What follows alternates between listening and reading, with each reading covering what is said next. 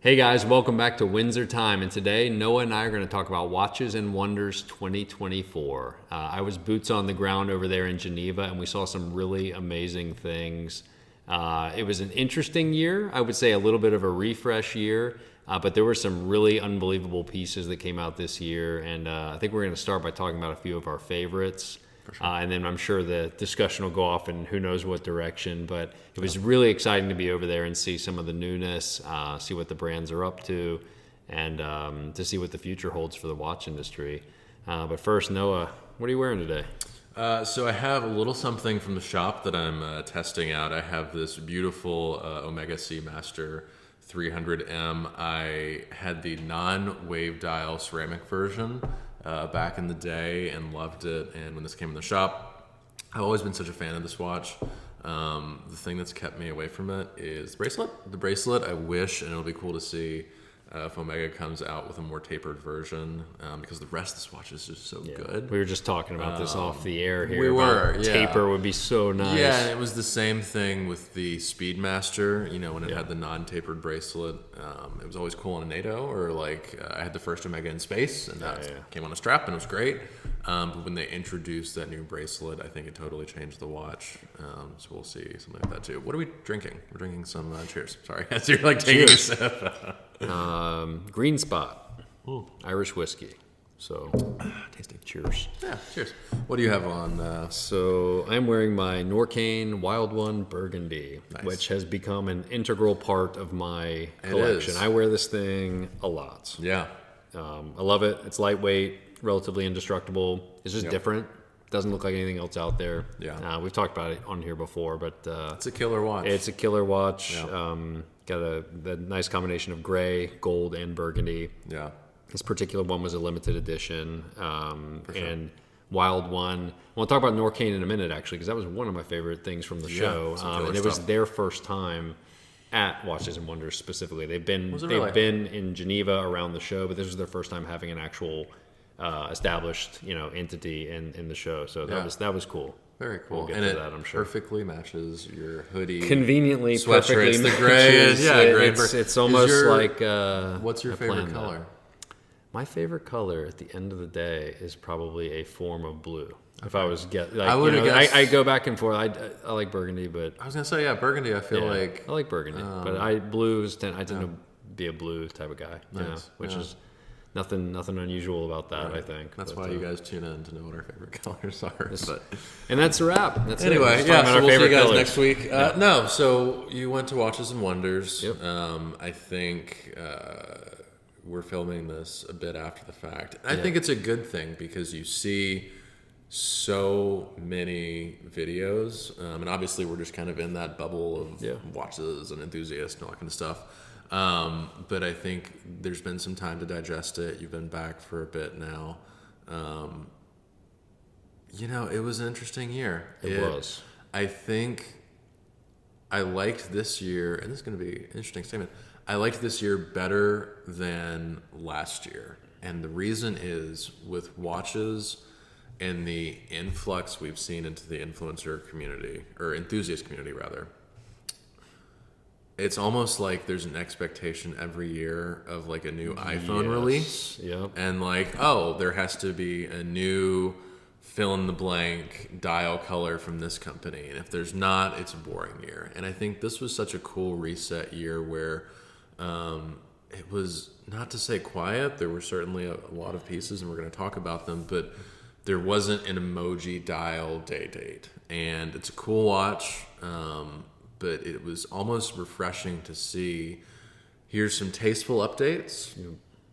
See you next year. I mean, I think, what Tudor did was really great. We can talk about that. We can talk about Norqain, Patek, JLC. They all did great stuff.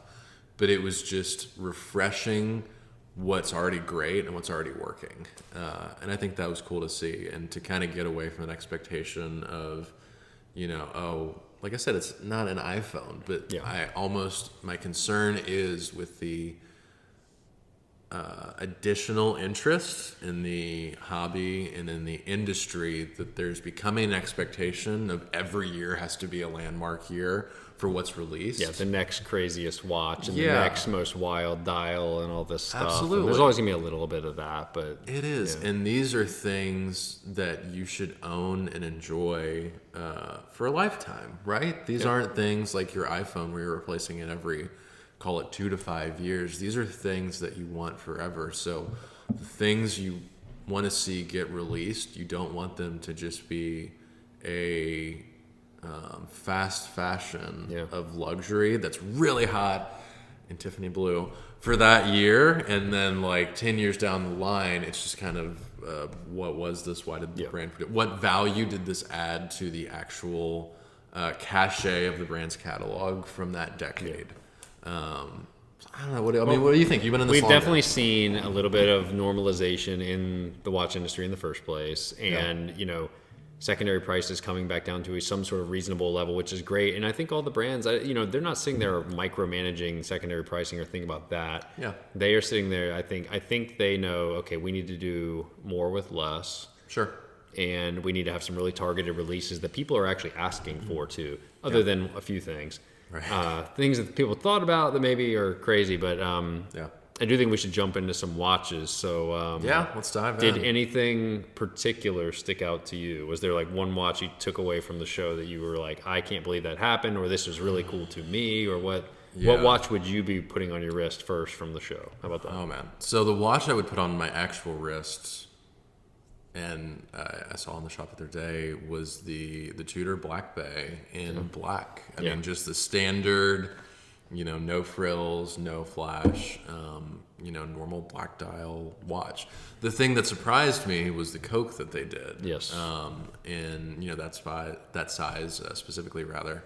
I think that was fairly shocking. Yeah. Because it's something I think a lot of people thought Rolex was going to do, and then here comes Tudor with it. Yeah, which I think was cool. And, you know, Tudor has become kind of the playful, obviously very vertically integrated except for from Rolex, but a lot of the things, you know, Rolex is moving a little bit more upmarket and a little bit, in some ways, more conservative, and they become more playful with Tudor. So it's fun to see them bring that out in the way they did. Yeah. And that watch is, of course, Black Bay 58 GMT is going to be, you know, a big one and very popular, great size, great style. Yeah. And Tudor's a great example of this, where I think they had 3 watch releases basically this year with different variants of each, and each one was killer, and that was it. And they were just targeted. They didn't have to release 40 different watches to make a big splash. They just knocked it out of the park with three releases.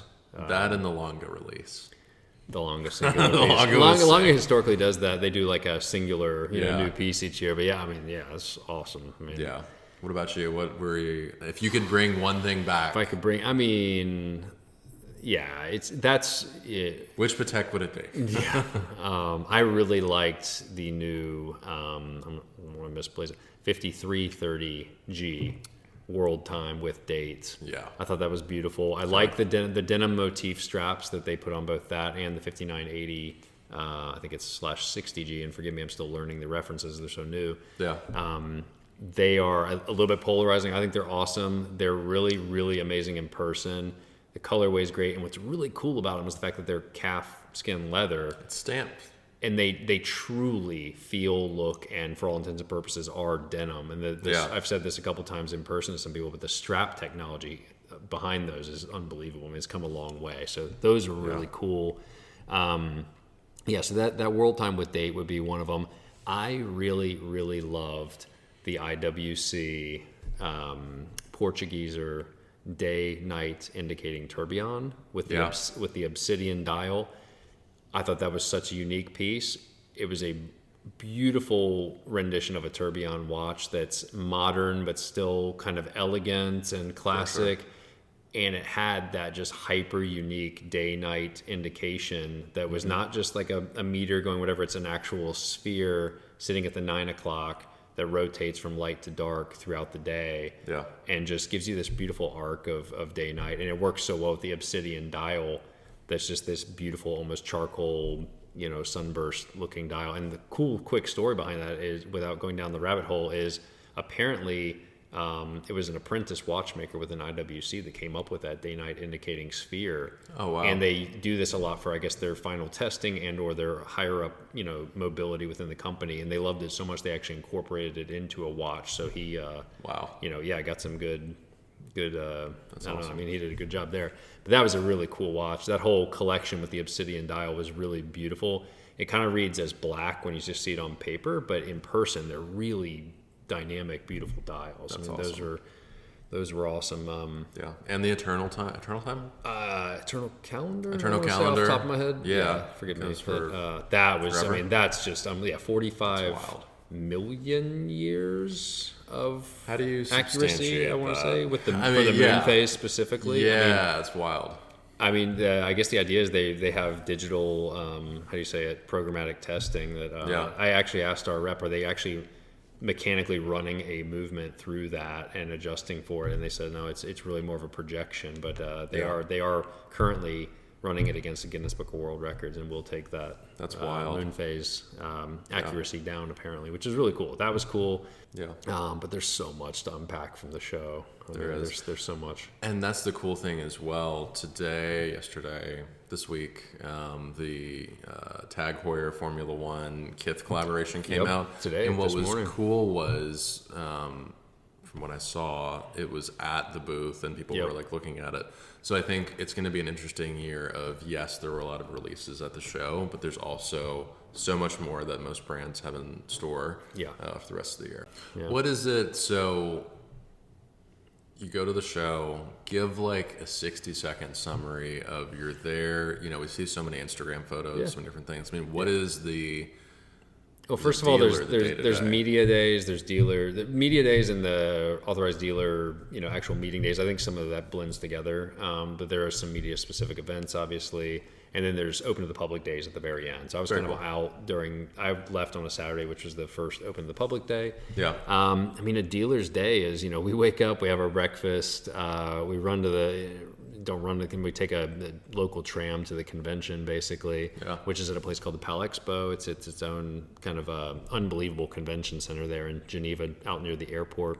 Sure. And generally from about 9 a.m. until, I would say, 6 p.m. or 6:30 p.m., we are in meetings. We might have a 30-minute break or an hour-long break, but we're generally in meetings on the hour with different brands. And we were there three full days. It's a long day, but it's a fun day. And it's something different. It's not being behind the retail counter, So For sure. It's a lot of meetings, a lot of sales forecasting and looking at what allocations are like and that type of thing. But most importantly, it is getting hands-on with beautiful watches that are either coming out immediately or coming out in the future. So That's awesome. it's really cool. And then obviously brand events at night and fun activations we get to be a part of and that type of thing. So see fun friends of the brand walking around and different talking heads and media folk within our industry as well. So local pseudo celebrity types, and it's a fun thing to be at. But really, at the end of the day, it's all about the watches. Yeah.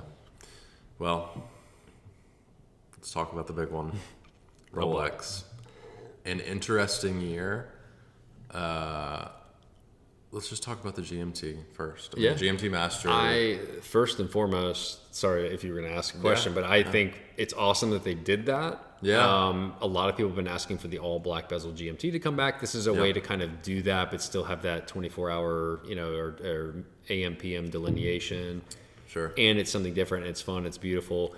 And most probably significantly, none of the other versions of the stainless GMT went by the wayside, at least not this year. So that is exciting because there's just so many people that are so passionately in love with one iteration of it or another. And you would hate for people to be, left hanging out there. But at some point, every watch will get discontinued down the road, as things evolve and change. But it is, in my opinion, really nice that there's another option within stainless GMT. For sure. Too. I thought the Pepsi was going to go this year. It what it was sounded so like. rumored. There This were is problems with red. It's why it's really, that in itself was like a human psychological experiment about our industry, because all it takes is one person saying one thing within the Rolex forums or a forum or a whatever it is, comment section of Hodinkee, whatever it is, one thing can start a wildfire of information that leads to everyone assuming it's gone, and then there's furor over the watch, and then next thing you know, it's still there. And you really don't know until the brand does one thing or another. Yeah, you know? Absolutely. How was it? Because it's a very cool watch. Whenever I feel like you get pieces from Rolex that aren't historically grounded, it's a little bit of a uncertainty, I feel like, until you see it in the metal, and then you can really decide if you like it, right? So, I mean, is this just a piece for someone who maybe isn't super tied to, you know, the Pepsi or something more historical, and they just want a very under the radar GMT? I mean, who is this watch for? I don't know. I mean, I think first of all, there's GMT collectors out there that want all the flavors, you know. But I would say it's definitely probably the most subdued of all of them. I mean, it is the most non-colorful version, and I would say there's some people out there that, you know, want that, you know, like you said, under the radar look. Yeah. But still love the GMT functionality, and it's probably for them. For sure. It's also just something new and exciting, and cool to see them integrate. And obviously, they already did this palette last year with steel and gold and solid gold GMT, so it makes sense to do it in stainless as well at the end of the day. Yeah, it does. And the green hand is just and I think everyone's been kind of wanting that to come back. I mean, that was just such a beautiful, you know, just classic Rolex green. You know? Absolutely. You know, to me, the elephant in the room with Rolex was literally the elephant in the room, and watch. That was the just solid 18 karat yellow gold deep sea. Yeah. No longer Sea Dweller deep sea, by the way, simply deep sea. Nice. Which that was probably one of the bigger items from the show as well. Yeah. So I didn't realize that. So as of the show, they then have made a segment there that, so there's no longer Sea Dweller deep sea, it is Sea Dweller and deep sea. So that was almost a watch break in itself, you know, which is pretty interesting. That opens the door for a smaller Sea Dweller. I mean, potentially they can at some point, that could be kind of cool.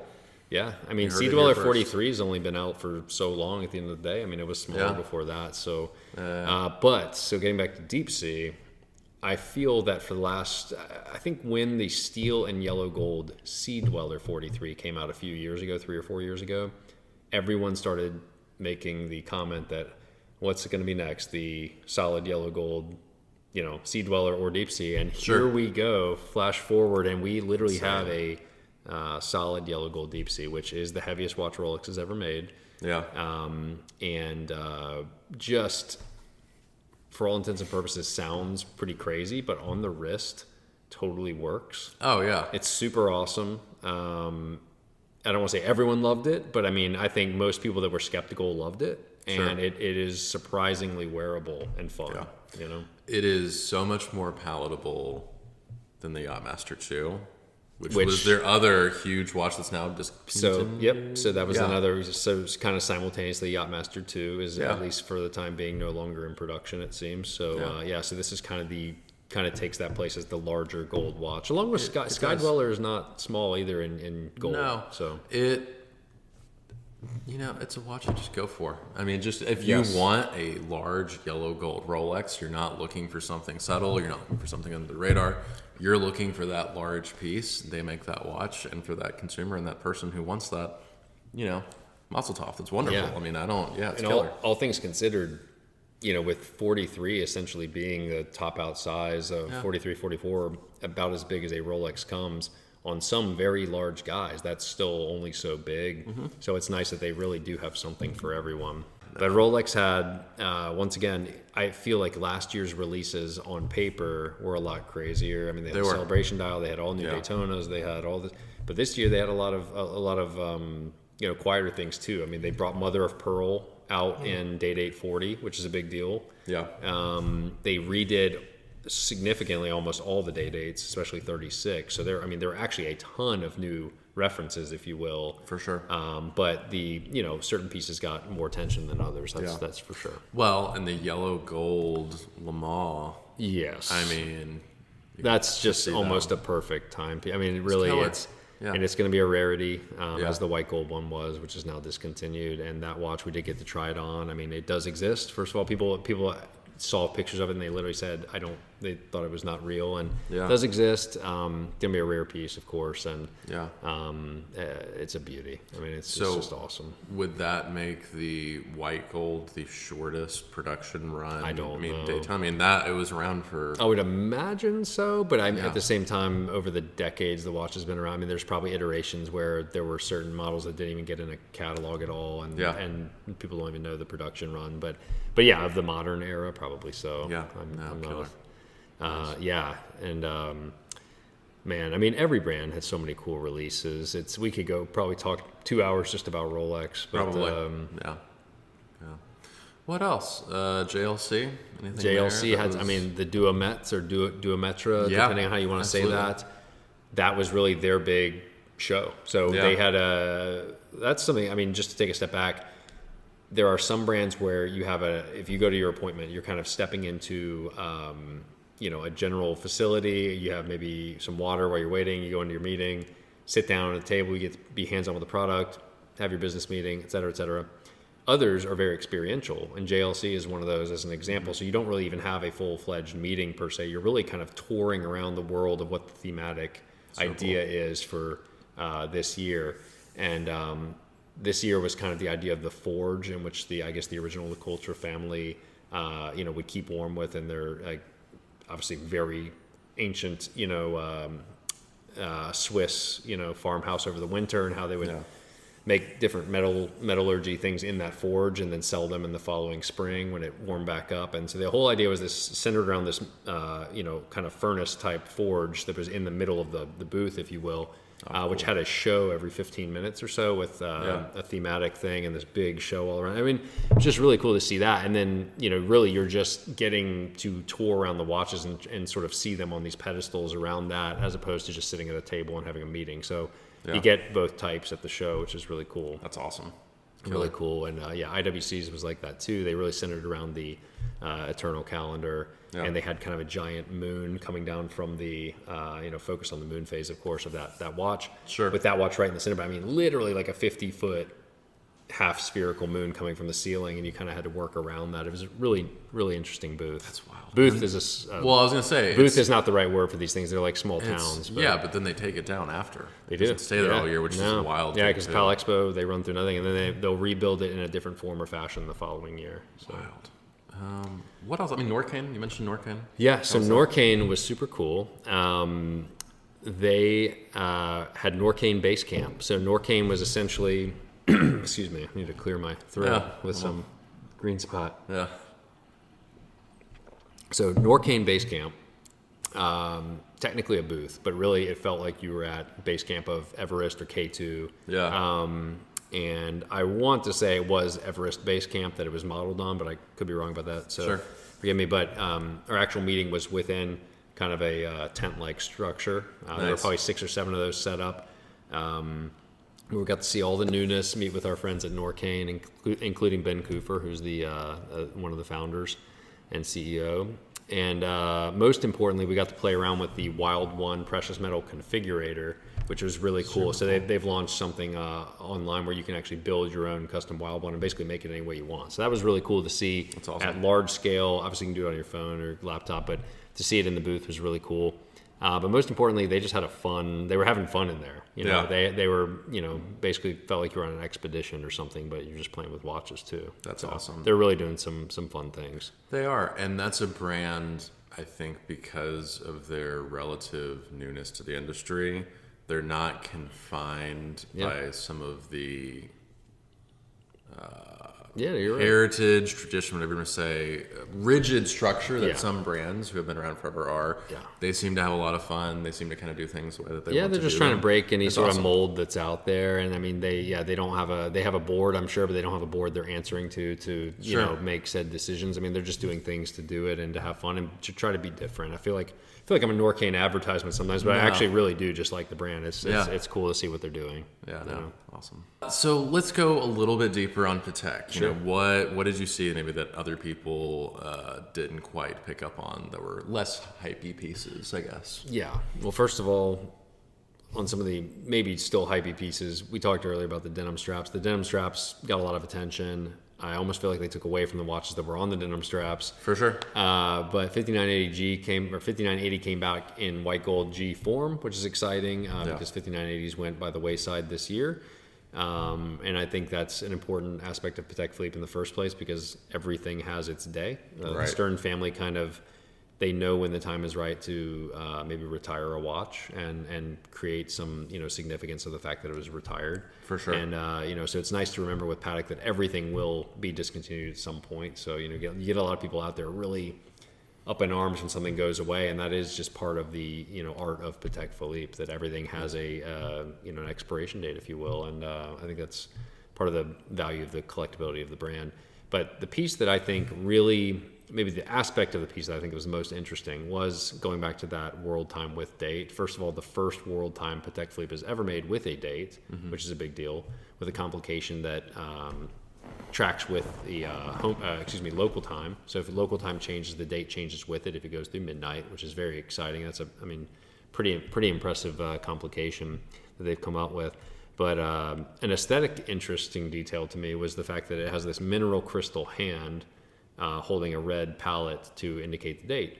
And that mineral crystal hand is really cool because when you look at that watch head on, if you look right at the dial, straight on at that watch, that hand completely disappears. Like like 50%, you can kind of see it. That thing literally disappears and the date palette looks like it's just floating. Yeah. If you twist the watch, you can start to see it from the side, but it really takes looking at it from an angle to see it. And it's just a really, really cool detail that they came up with. That's something small, but it really makes a big point of character on that watch. Yeah.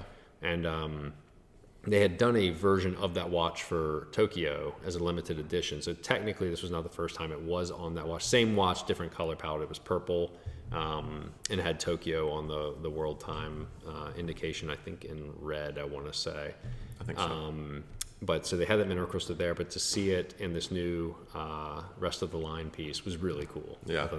That was a neat aspect. And that's something I feel like you get with Patek, just the amount of detail and small things like that is what ultimately really sets them apart. Yeah, the change of a single hand can make this watch just so vibrantly unique within the collection. So I thought that was probably my favorite small detail about a release this year. For sure.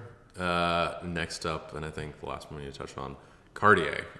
What a powerhouse. I feel like the last, call it 3 to 5 years, have just really blown up on the scene.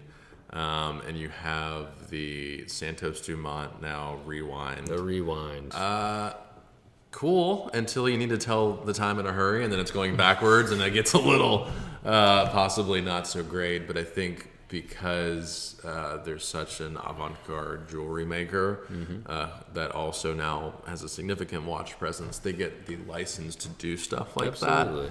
That's super cool. But the Tortue, I know, is something that you were quite into. That was, we are not a representative dealer of Cartier, but the Tortue, I think, was one of the coolest pieces that's come out in years. Obviously, a remake of past watches, other Tortues. We have a gentleman who's in our Carolina Watch Club that has the predecessor generation, and every time I've seen that watch in person, it just blows me away.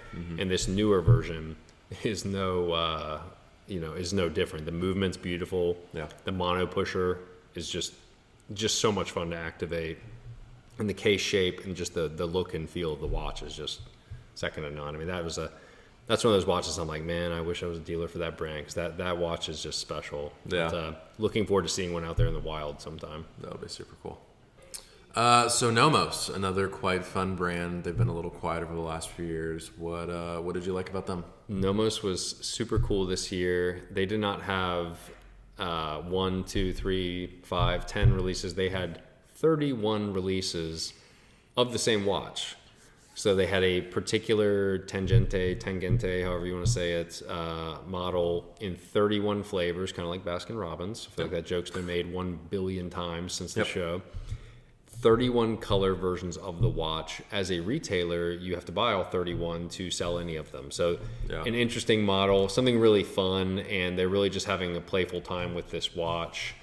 And their setup was really neat because they had every single piece laid out flat on a table, each and every colorway, and anyone who came in there could literally pick up the watch, have fun with it, try it on. And then they had a big display show every, I think, 15 minutes or 10 minutes, running through kind of the imagery and the ideas behind each watch. But they were really having fun with it, and it was a really good boost of energy for Nomos. So I feel like they've been a little quieter the last few years, but people are loving these new Tangentes, and seeing them in 30 different colorways when you're used to seeing maybe 2 or 3 versions of a watch was really, I mean, they have some color palettes you just don't see on anything else. That's really neat. A wild amount of colors. Yeah. I mean, 31 is like all the models some companies make. Exactly. For everything. Yeah, exactly. And Nomos, you know, they have some fun colors out there, but generally they're kind of, here's a white dial, here's a black dial, here's a sea blue dial, and then here's one crazy color on that watch. And this was just like a big rainbow of colors. I mean, so that was kind of a cool surprise. Yeah, for the Bauhaus minimalist brand, it's quite a big move. Yeah, so that'll be cool to see. Yeah, it was super cool. Overall, I think it was a good show. I think it'll be interesting to see the rest of the year, what comes out. But yeah, overall, just a good year. Yeah, it was refreshing to just have some targeted, fun releases that really are what people have kind of been asking for, and not just things just to try to create hype or do things just to do them. It was really a lot of enthusiast pieces this year. Absolutely. Nice. Awesome. Well, it's great to catch up. We haven't actually got to talk about it. So I know, yeah. This is our way of actually just collaborating on it. We haven't really gotten to review off camera. Awesome. Cool deal. Well, as always, thank you guys for watching. If you need a pre-owned watch, stop in one of our locations or go to WindsorTime.com. And be sure to like and subscribe for more content just like this. Until next time. Cheers. Cheers. See you guys.